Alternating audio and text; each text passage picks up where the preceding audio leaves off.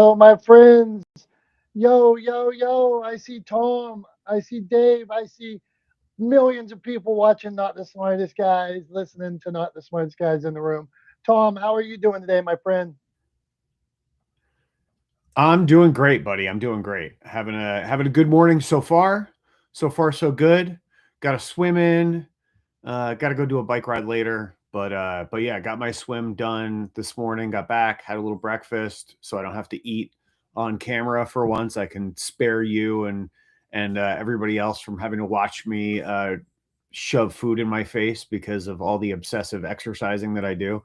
So yeah, I am going to keep drinking coffee though, because you can't stop me from doing that. But yeah, that's otherwise it's a good day. How are you doing? Well, you look good. I'm glad you're here. My hat's a little off center. I got to figure this out here at some point. Well, I had an iced coffee this morning. I went to Steep Mountain, Tom. Woo, this thing was good. I mean, it had, I don't know all the flavors it had in it, but I'm shot out of a cannon because it was so good. It was icy. It had like this much froth, and I'm not a froth guy, and I just blended it right in. So then I stopped at McDonald's, had two sausage burritos. So I'm living my best life today. I'm back. I so I've never had a sausage burrito from McDonald's. Oh God, this is a sausage burrito at McDonald's is near perfection. So they're like this, they're very small. They're about 4 inches. They're wrapped pretty tight. Sausage, cheese, you put some sauce on it. A sausage burrito from McDonald's, and you usually buy two. They are amazing, Tom. So treat yourself, figure it out, and you'll be your next marathon you'll run, you'll be taking half hour off your time.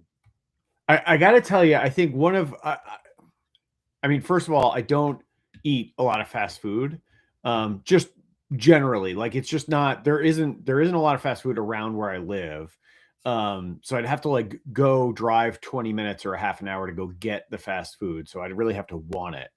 And we've gotten in the habit of like taking food with us on road trips, like to make it easier, for the drive and stuff. So like we got to bring food for the kid anyway. Might as well bring food for ourselves.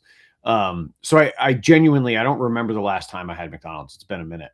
But I'll tell you what, one of my favorite ever fast food breakfast items. It was when I was working on a show in North Carolina, and they would go and get from try to remember. I don't think it wasn't Chick-fil-A. It was another like sort of fried chicken chain place.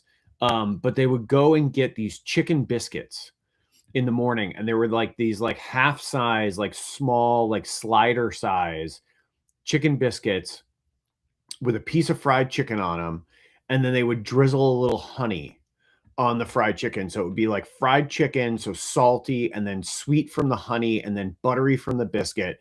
And man, like I could just house those things. Like just without a care in the world, especially like, I was this was a number of years ago, and we'd go out and have a good night and have a couple of drinks. And like, man, the morning after you've been out, whooping it up with some folks and having a bunch of drinks, like fried chicken biscuits, man, with some honey on them. It's like, it's that hot coffee. Like, yeah, it's just the best thing in the world. So good. So good. Hey man, I could go all day about fried chicken and uh, syrup on them. So we we can't do it because it could be a whole nother show, a series we do about fried chicken. Today, Tom, I'm not the smartest guys in the room. I don't even know if I said this is not the smartest guys in the room, but today on Not the Smartest Guys in the Room, I want to talk, and Tom allowed me, about the new A list, the new list of impact makers, change makers. The fact that I saw, I'm going to read it here. Backrooms, Kane Parsons, a YouTuber, creates a movie with a budget of $10 million. It does $148 million. It's Backrooms. And then you mentioned another one, Tom. So this thought that what some people at one point thought was couldn't happen.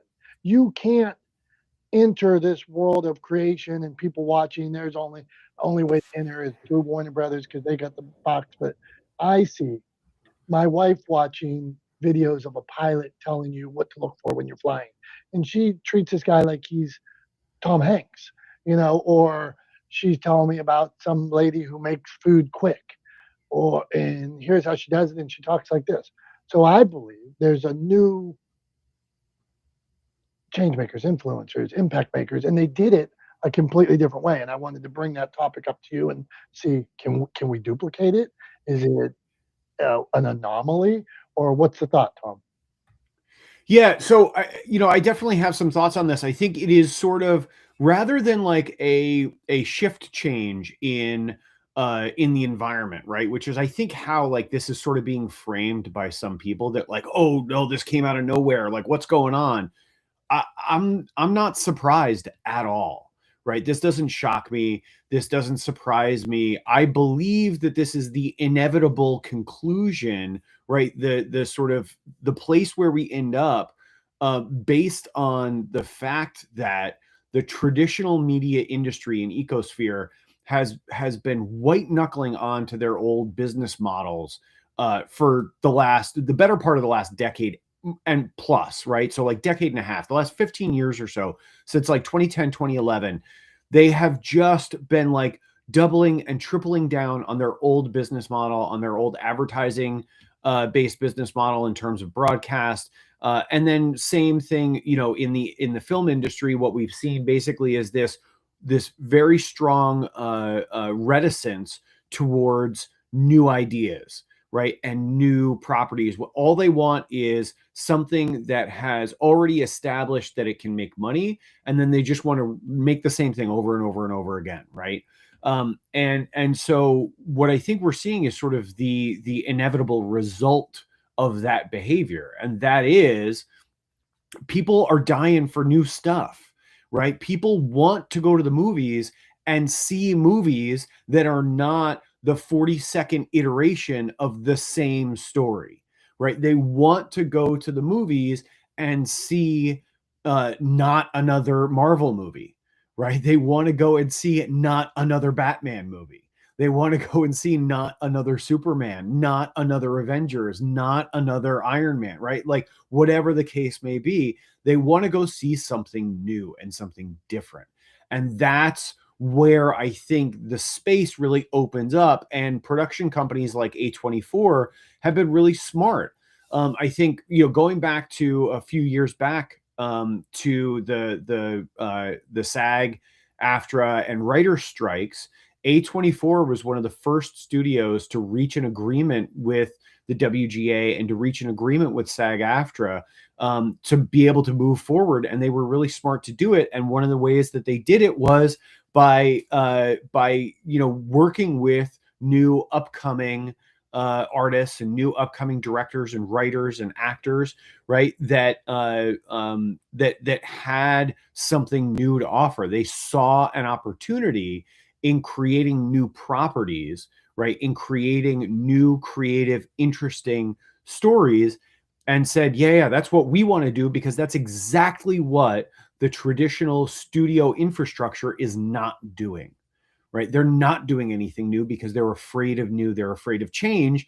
And I think that is, sort of the direct result of this shift in how media is consumed, and the lack of control and oversight they have over what people choose to watch, because you can't just limit it to originally it was like 4 broadcast networks, right? And then it became cable, and there was like 100 channels or whatever, but still there was a relatively tight lid and control over what people could watch. And now it's been completely democratized. All of those barriers have been broken down, and it's kind of a free-for-all. People can just watch whatever they want to watch, whenever they want to watch it, wherever they want to watch it.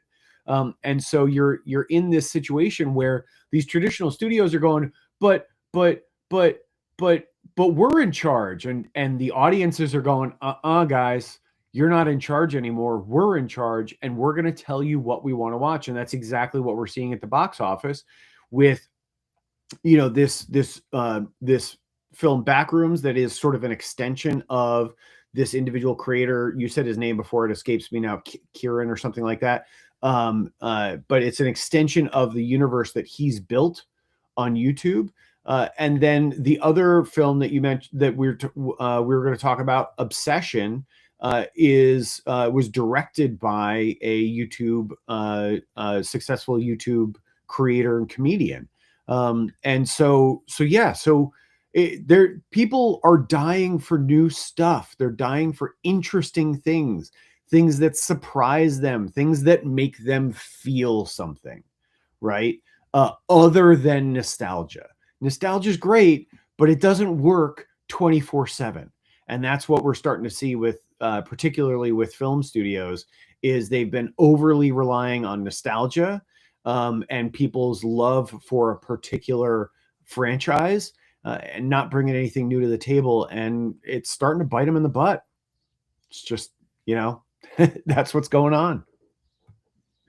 Tom, well said all around, my friend.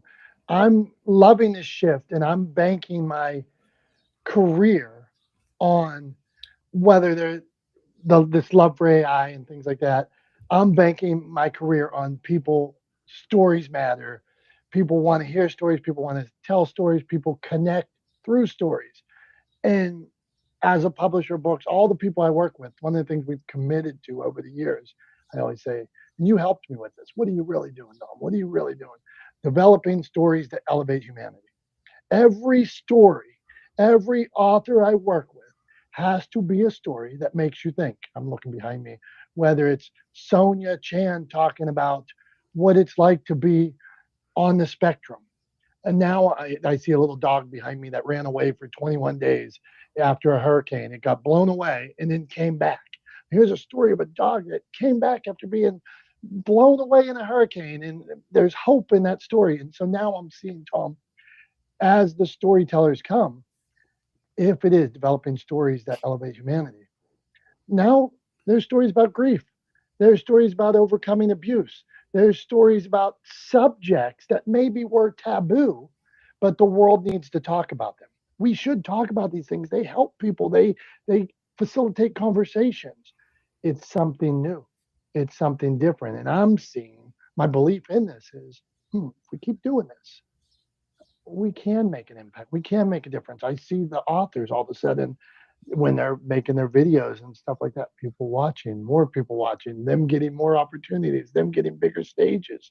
It's what is going on. Like you said, people have a choice now. They don't have to just do what they used to do. Like my wife, if she wants to watch about a pilot telling you what to look for on a plane when you get in and what a pilot should have done, that's her choice. And all of us have this choice, and now people are exercising that option. So let's get around this room here. We got Holly and Dr. Tachi on the stage. Anybody else want to come up? Come on up. Holly, where are you putting your eyes these days? Are you seeing a different influence in your life, a different impact? Did you move away from Tom Cruise to maybe a YouTuber or somebody on TikTok or something like that? Go on, Holly. Good morning, everyone. I love this shift in conversation today. As y'all were talking, I was thinking about it because that's not something I've really thought about. But with the influencers taking, and I say taking over, that's kind of my opinion, but away from the Hollywood actors, I think a lot of it is based on I can go on to social media or YouTube or something online and find something specific that meets my needs, like you were talking about your wife with the pilot. If I'm right now I'm working in my yard and into my gardening and all that, and I can like hop online and find exactly what I need from an influencer that has done research, has paved the way, and it takes me very little time to figure out what I need. What is this bug that's eating the leaves? What is or whatever it is that I'm needing at the time, and I find that very helpful so that's where I tend to spend most of my time if and when I'm on social media, looking, and it's influencers, you know, they're selling whatever it is that I need to use for whatever it is I'm looking for. And I think the fact that it's so specific and I can find it quickly, that it's just very appealing, as opposed to looking up to an actor or an actress from, you know, when I was a kid. I did look up to actors and actresses, but I had no idea really what their values were. It was their career and, you know, the persona that they put forward. And so I think that's where I see a difference, and I kind of like it. Holly, I love the direction you took this, and it makes me start to wonder. One, Holly's saying choice. We all want choice in our lives. And I remember when I was at my parents' house when I was 10 years old, we had 10 stations, and then maybe we got HBO on channel 11, Fraggle Rock. We had 11 choices. My whole life was around 11 choices. Or you could go outside or in the other room. No, that was all my choices. Now we have unlimited choices. What all of us really want, Tom, I'm taking this a whole different direction. What all of us really want is free will. I can do whatever I want. I can make whatever choice I want. And I'm no longer beholden to a big studio. If I want to watch Tom's content, I can watch Tom's content. If I want to watch Dr. Tachi talking about what's going on in pop culture, I can watch it. No longer am I limited to those 13 channels. So what say you, Tom?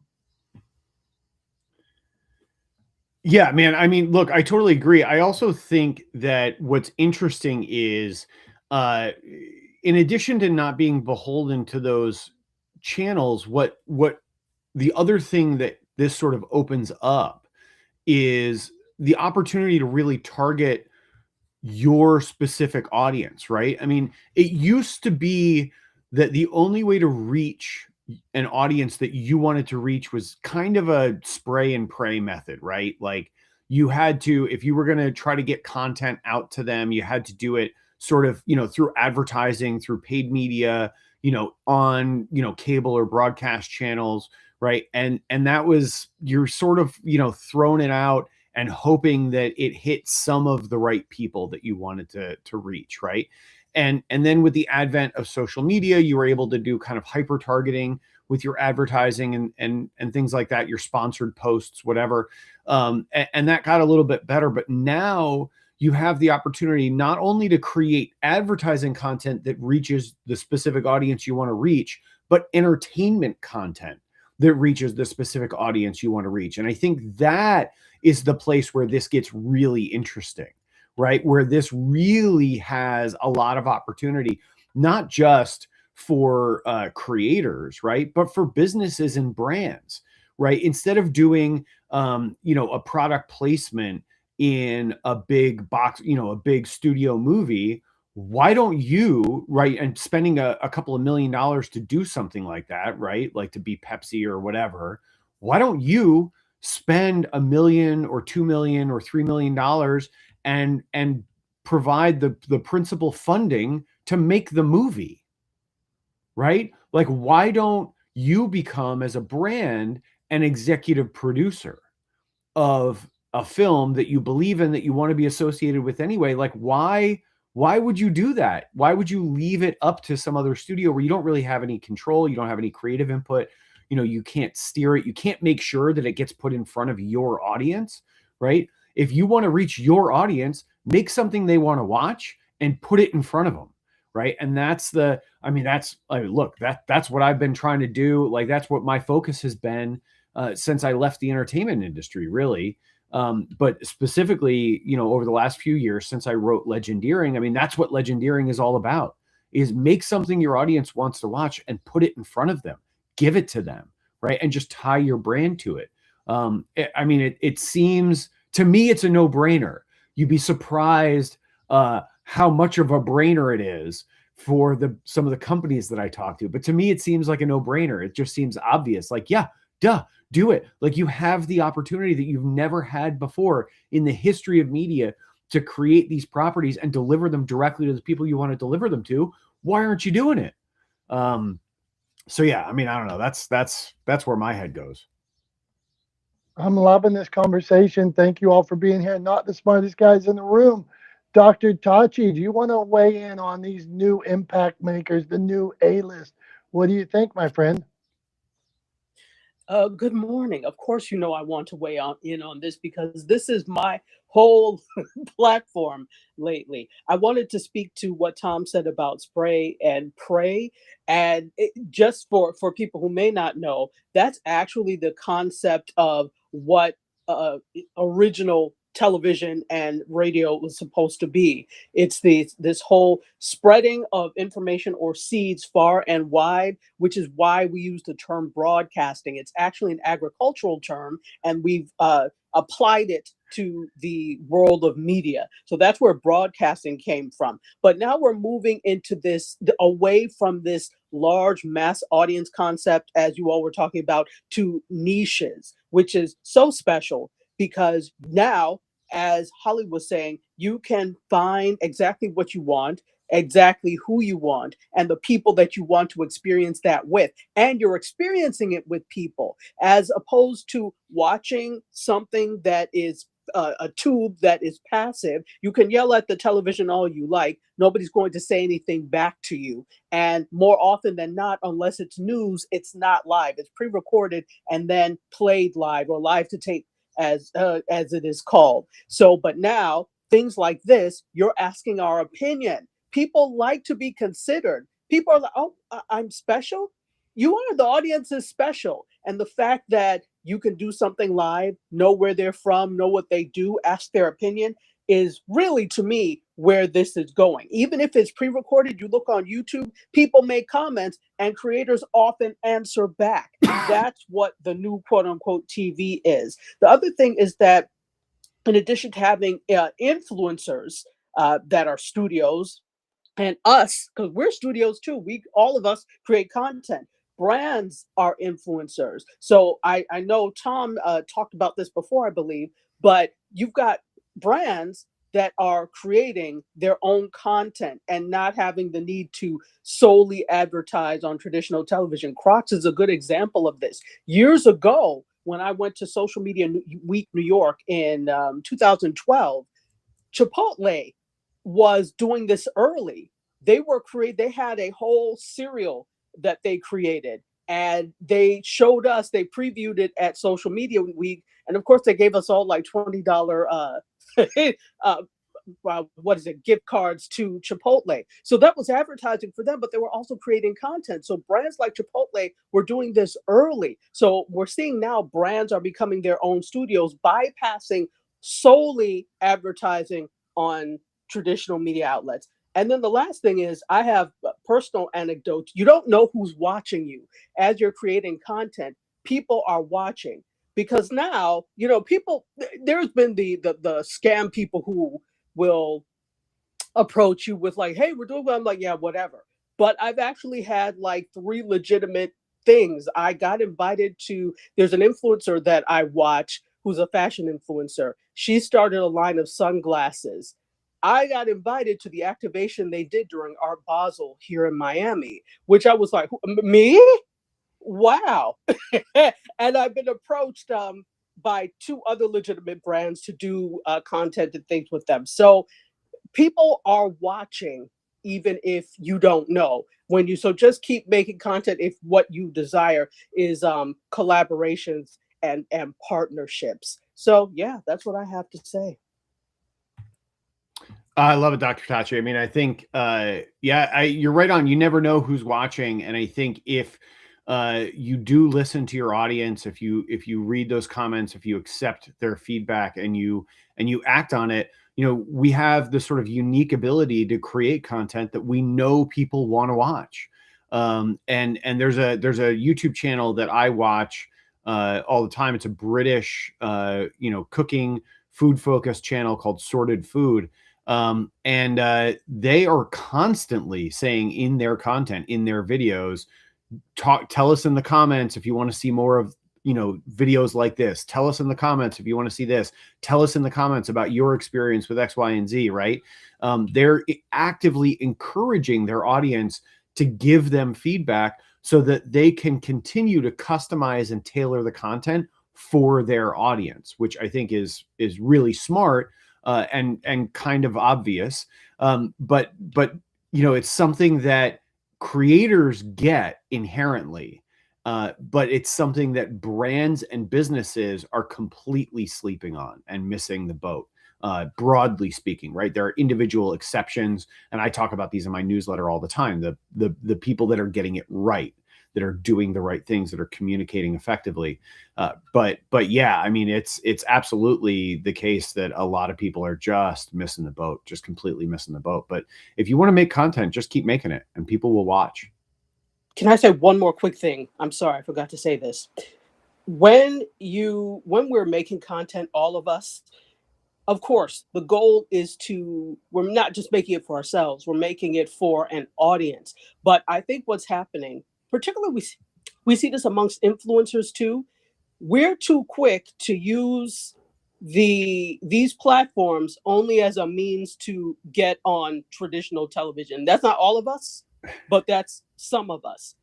And also audiences have to change their mindset in terms of this being the new form of information, entertainment, education, etc. Because what I'll see underneath comments of people have made great stuff is like, oh my gosh, this is great. At Netflix, you should put them on. Now, this is not a rebuke to Netflix or traditional corporate media. I'm not saying that. But what I am saying is, you're here watching my stuff now. Why are you saying what I'm doing is not good enough? So we have to stop doing that, both as audience members and as creators.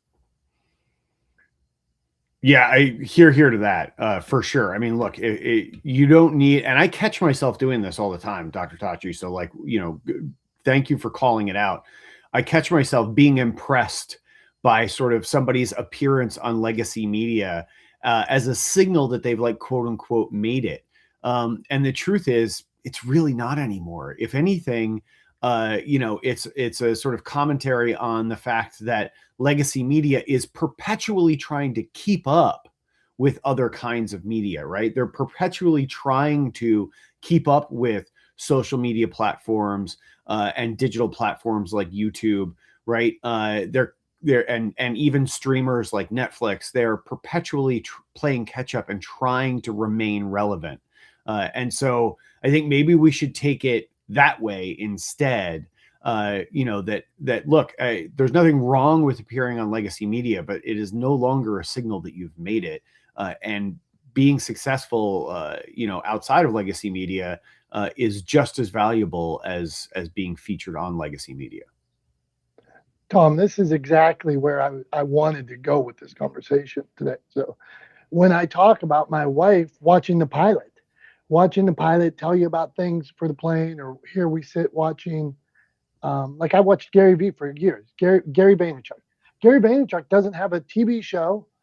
I buy Gary Vee's books. I watch him on social media. To me, Gary Vaynerchuk was a rock star, larger than life.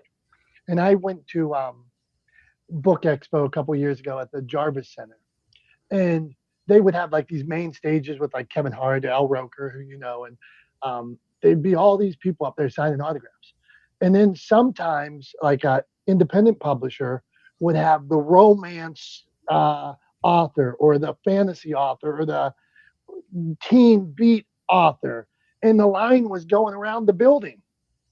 So the person that we thought was, in this realm of, well, they're on legacy media, they have a movie.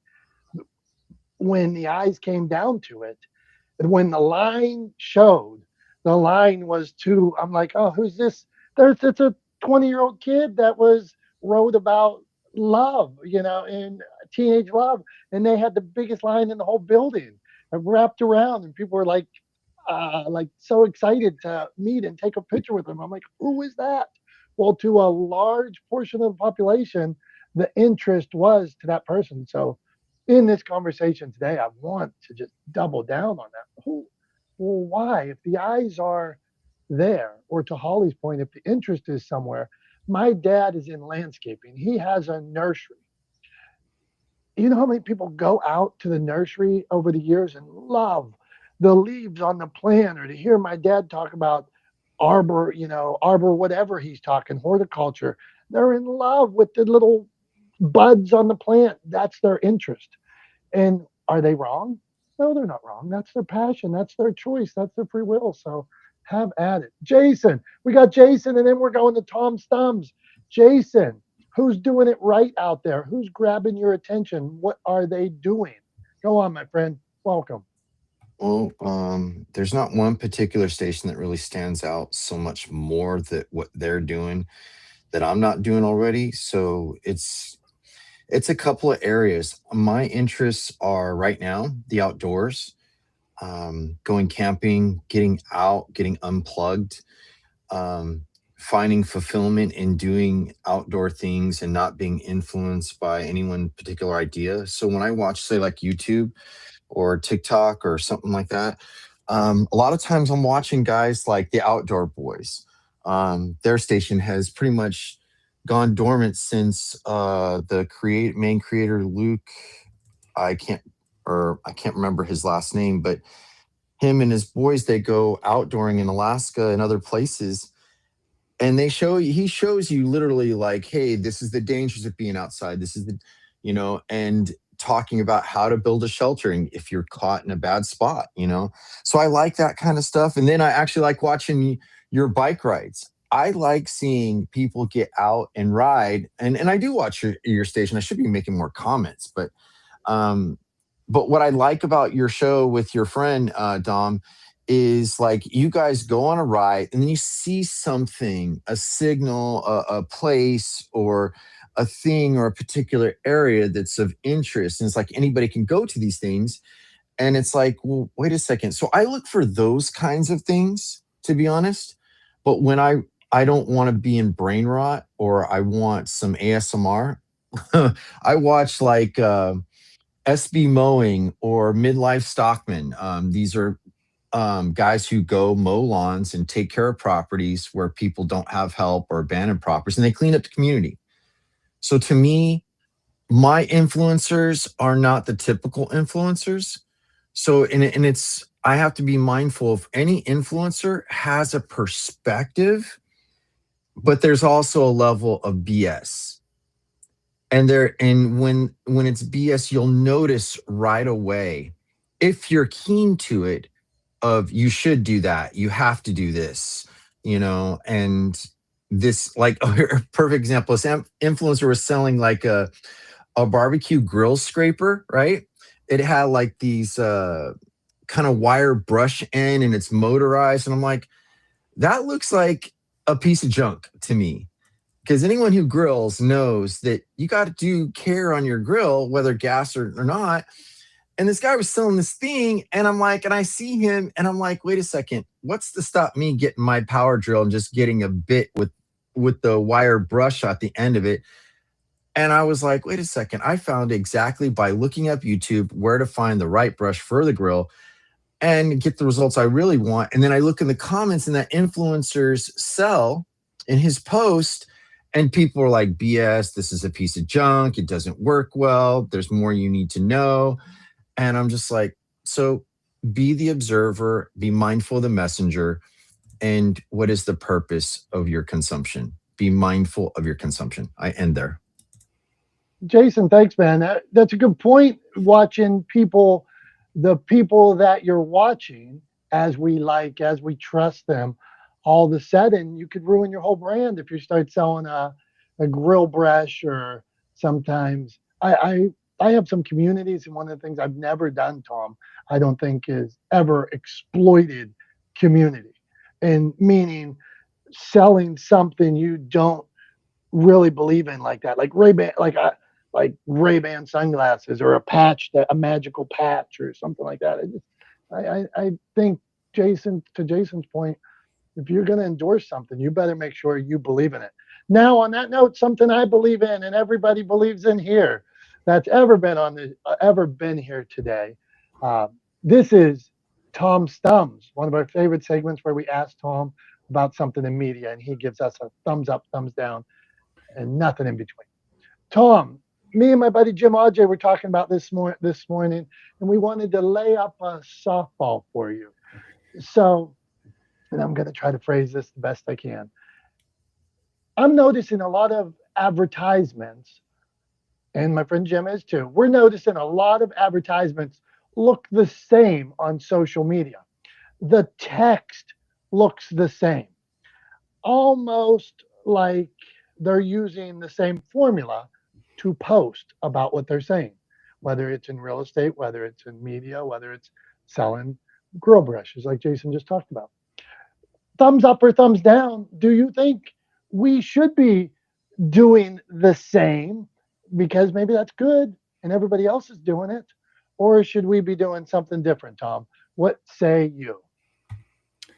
So this is tough because I think it depends on the context and exactly what you mean by should we do the same, right? Should all advertising look the same? Like, is that the question? Or should an industry reuse something that seems to be working for them? Like, Okay, so and I'm gonna go at it a little more here. Just I'm thinking, we're thinking a lot of people are using AI in the descriptions and their commentary in the post.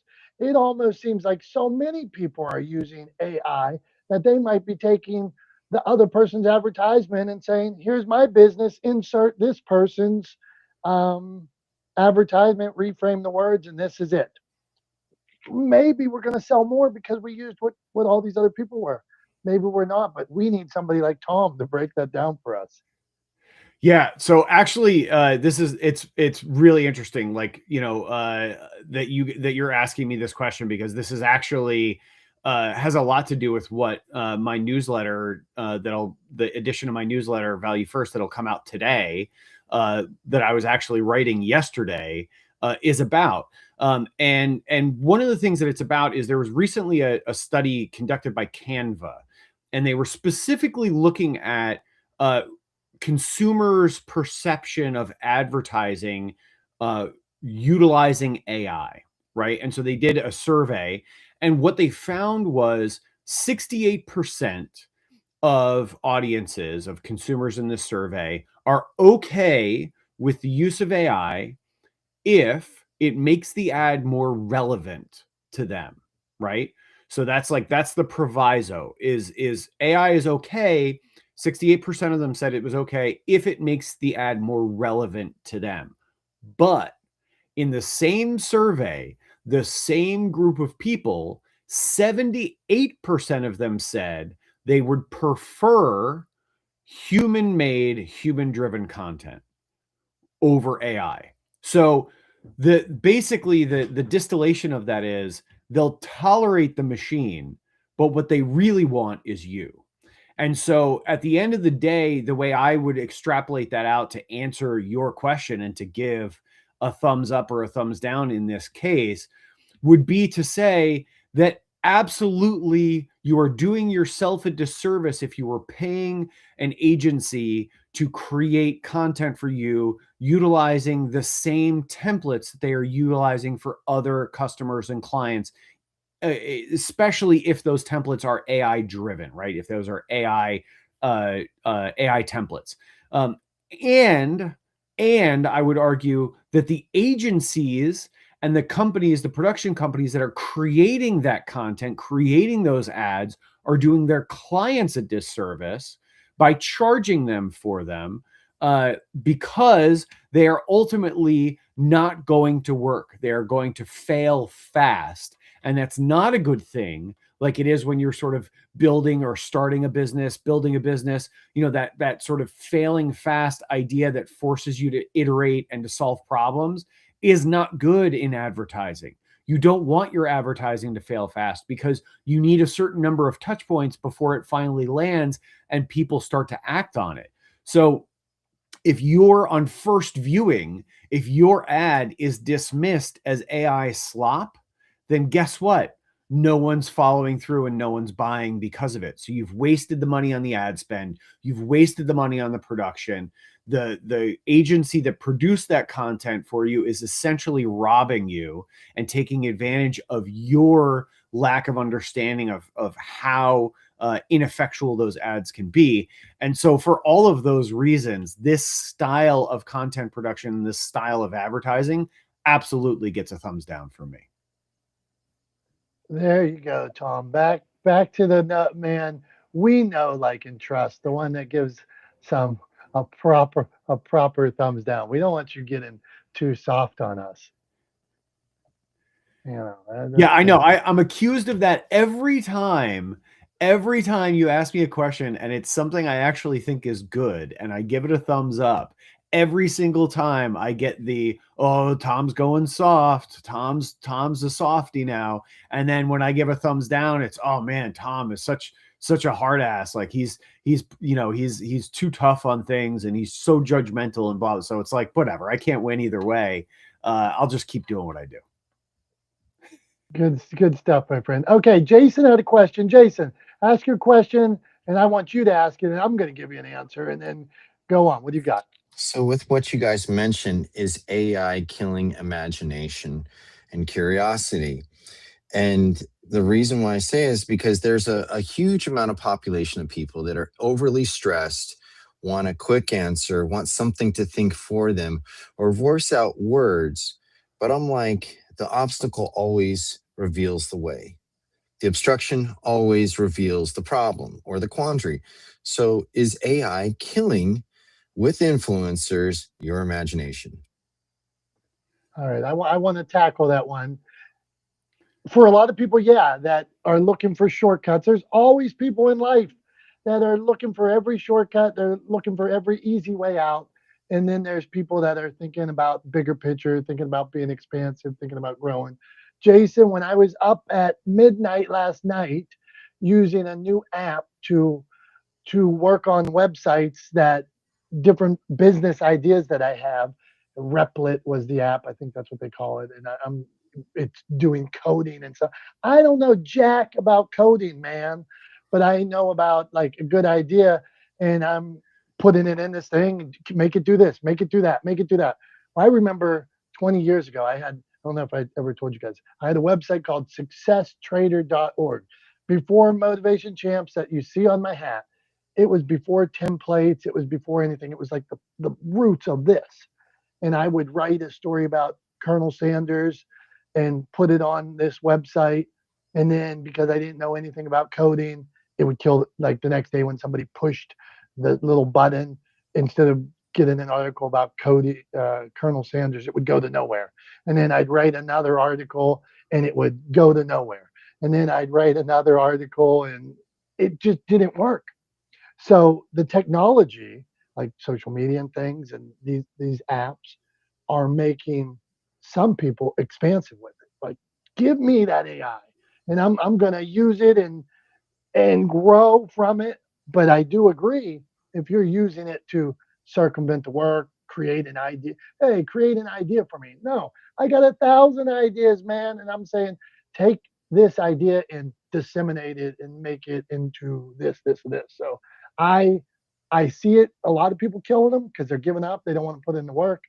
I salute the people using it to grow. So, Tom, you got an answer on that? Yeah, I think, to answer your question, Jason, from my perspective, I think it all depends on how you use it, right? I think it's when people rely on AI or believe that AI is capable of and good at delivering a finished product, then yeah, I think it can be detrimental to, sort of imagination and creativity. I don't know about curiosity, but definitely imagination and creativity. But when you use it as an iterative tool, when you use it as a tool to accelerate the creative process, right? To accelerate your ability to rather than in the time it would take me to kind of think through and plan through and outline whatever, a script or an idea for a piece of content. If I can do that, if I can do 3 of those in the same time it used to take me 1, because I can use AI to accelerate that process, I think that's great. And I don't think it's detrimental to imagination or creativity. But if I turn to AI and I go, make me a thing, and then I just sort of accept whatever it gives me, rather than pushing back, thinking critically about it, and thinking creatively around the sort of starting place that it gives me, then yeah, I think it can be detrimental. So I think it depends on how you use it. And I think as more people get more savvy at using it, then I think it'll be better. I think that's what we'll settle into, is people using it in more productive ways rather than sort of as a something that creates a finished product, because there's already so much pushback, right? I mean, all of us here, everybody listening, I'm sure, sees things, sees content, sees stuff out in the world that they know was AI generated, and they just instantly turn away from it, right? Because it's AI generated, because it's kind of uncanny valley, gross, a little bit weird, a little bit unsettling. So yeah, I think, the more as that kind of pushback, gains traction and people continue to sort of push back on the AI slop, then I think we'll settle into better use cases for it. But it can be detrimental, absolutely. I'm going to steal that word, AI slaw. That's going to be in my vocabulary now. Yeah, and it's a common thing, man. I'm seeing it all the time, and it's funny. We can have these conversations in this room. We do, about the pros and cons of AI.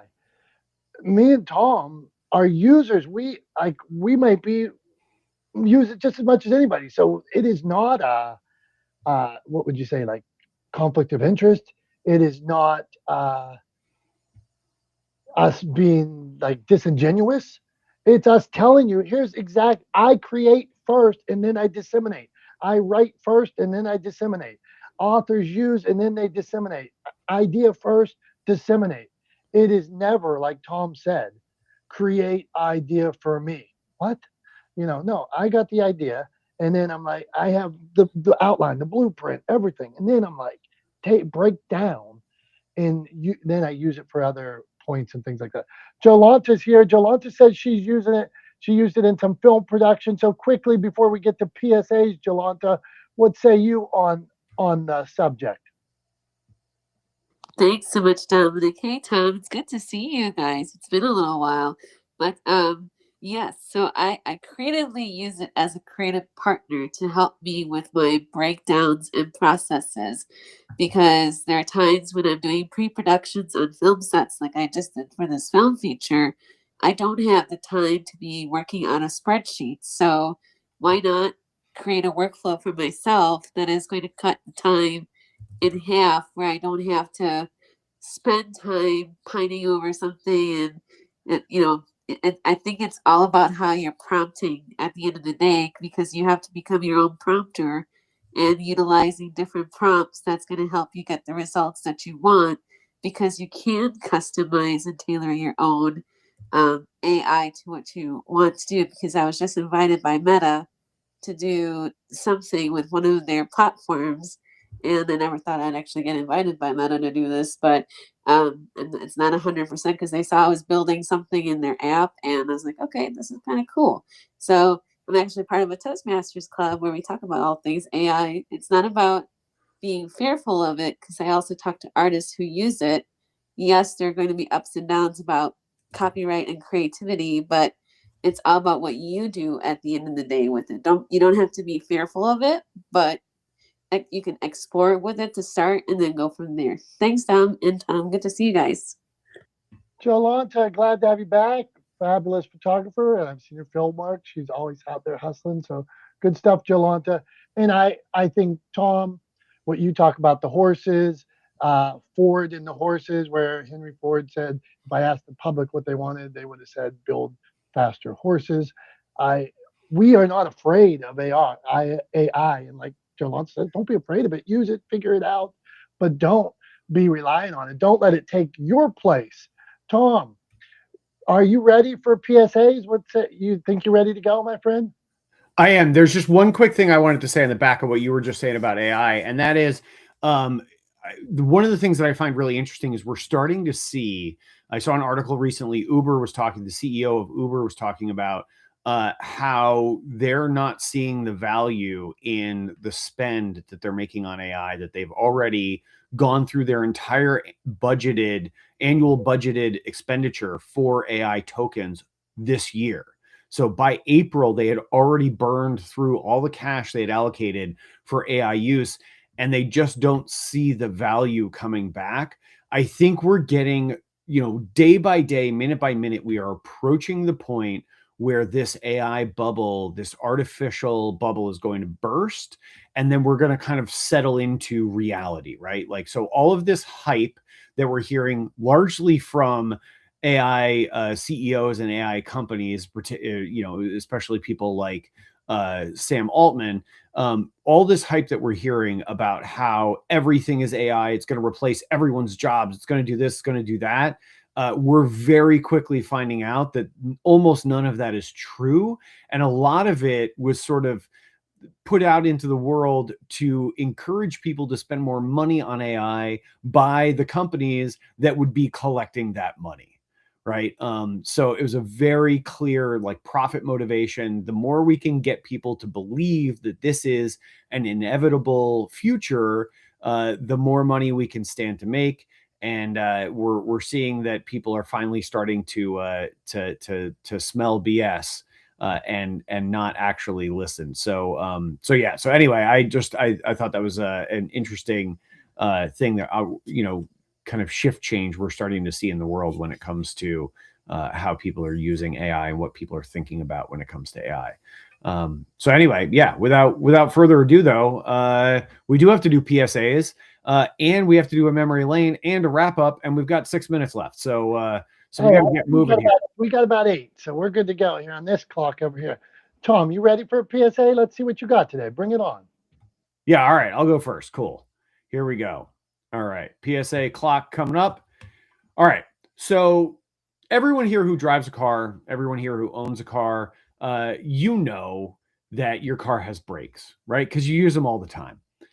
And so here's what I would say. As someone who spends a lot of time out on the road, not in a car, either running, so technically as a pedestrian, or on a non-motorized vehicle like my bicycle, I'm out on the road almost every day.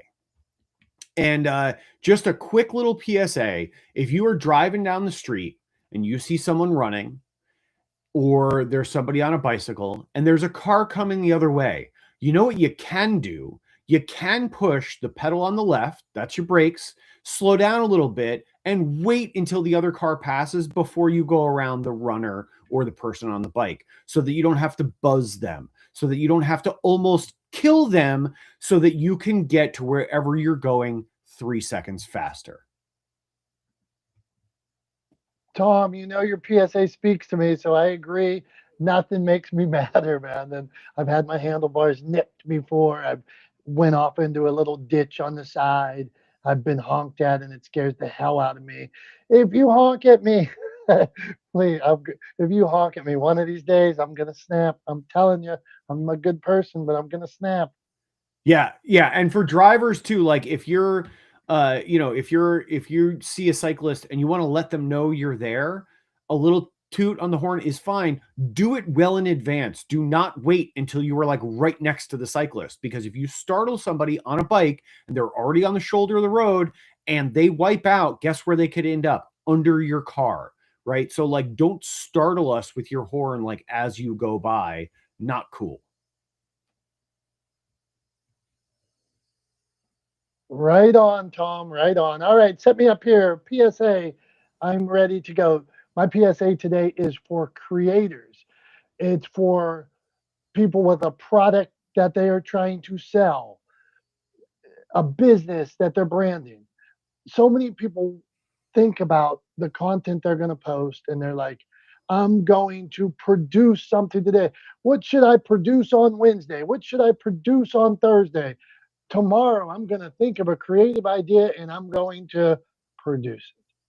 I want you creators, people in this position, to document the business, document your life, document what's going on, document you traveling to the post office to mail your product, document you working in the office, document you cutting the grass, document you leaving a job that was successful. Document, and quit putting so much pressure on yourself to produce content. Rather, keep doing what you're good at, which is the business, and document you doing it. That's it. Thank you, Tom. Yeah, you really have been watching Gary Vee for a long time, huh? He's been beating that document drum for years. But yeah, I totally agree. Yeah, and I just feel, what do you call it, empath. I feel so much pain for people when they're trying. They're great at this business, whatever it is, and then they're like putting so much pressure into, I'm going to create a full scale production. They're not great at full scale production. They're great at the business, selling real estate. Show me the house while you're walking around. Show me, my friend Jim's here. Show me the chains that you're selling. Show me that kind of stuff. Just document that rather than, I'm going to produce and hire a whole team. No, you're not, because you need Tom to do that on your own. Turn the camera around and just show people what you're good at. So yeah, Tom, I'm passionate about it. Yeah, I mean, I agree with you. And I think one of the easiest places for people to get started with that kind of thing is to just practice talking to the camera, your phone, most likely, right? Practice talking to your phone or the camera like you're talking to a client or a friend, right? The same way that you would talk to a client or a friend. And in fact, if it helps you at all, the other thing I would suggest is get a friend to get on speakerphone with you, right? Keep them tell them not to talk, tell them to mute themselves, right? But put them on speakerphone and just talk to your friend, right? While you record yourself. There's a lot of ways to do it, but at the end of the day, the more you can sort of be relaxed and yourself and authentic and comfortable in how you present on camera, the better received it's going to be.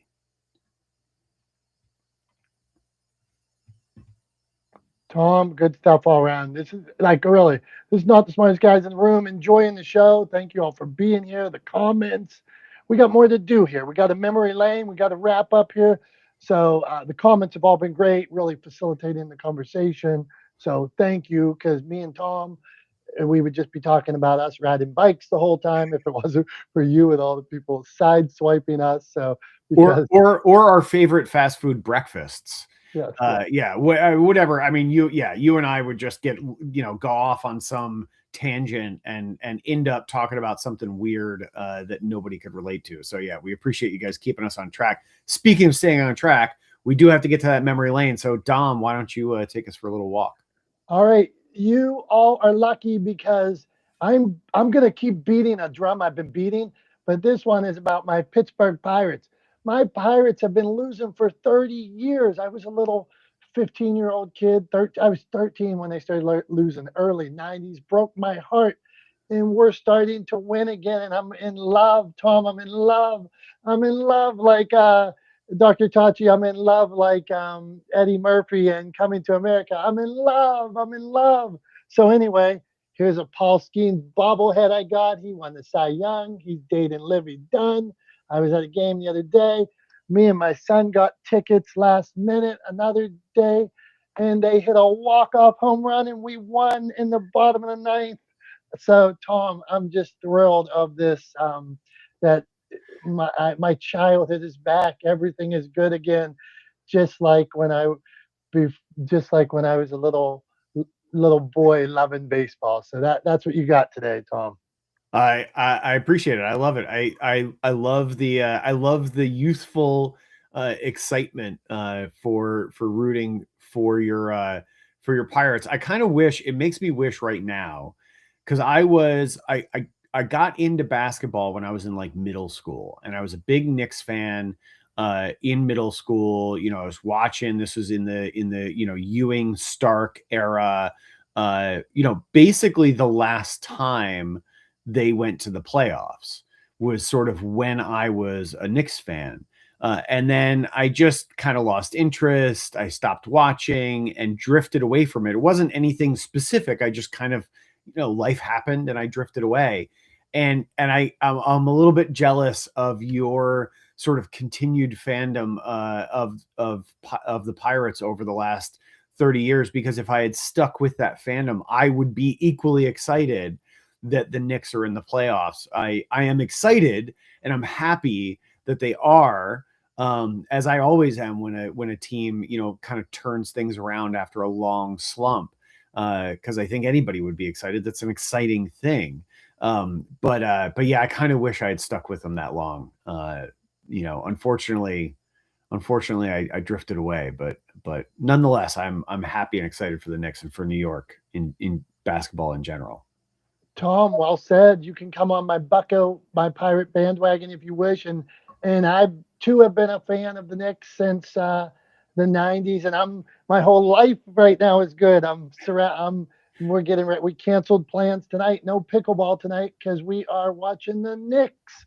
So I'm on all sports, but the Pirates are playing too at the same time. So this is going to be a difficult night for me and Tom.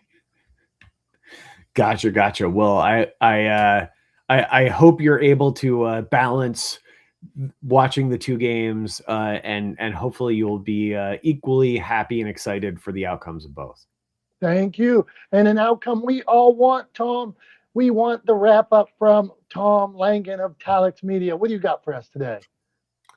Yeah, thanks, Tom. I think I'm going to keep it really short and sweet and simple today. We're just a little bit over an hour now, so we want to kind of try to keep it close and tight. But ultimately, I just want to highlight for people that at the end of the day, resistance to change is futile. And what we're seeing happen in media is the outcome of an established media and industry infrastructure strenuously resisting change over time. Whether it's in broadcast media, in television, resisting the shift towards digital and streaming and away from traditional terrestrial television, or if it's in the film industry with an over-reliance on established franchises and an over-reliance and a resistance towards taking chances on new, interesting, creative and fun ideas. The end result is essentially the same, and the end result is that change happens whether you want it to or not, and either you can move with the change and adapt to it and succeed in the new environment, or you can resist the change and you can be left behind. And so I think that's what I would leave everyone with. It's a question worth asking yourselves on an almost daily basis. Am I resisting the change? Am I going to be left behind, or am I moving forward with everyone else? So I'll leave everybody with that. Thank you all so much for being here. As always, Dom and I appreciate you guys. We appreciate you being part of this community, appreciate you being a part of this show. You guys are the reason that Dom and I are not the smartest guys in the room. So we thank you for that. We appreciate you. We love you. And we will see you next Wednesday at 9:30 a.m. Eastern for yet another edition of Not the Smartest Guys in the Room. Until then, have a great week. Have a great weekend. We love you all. Goodbye.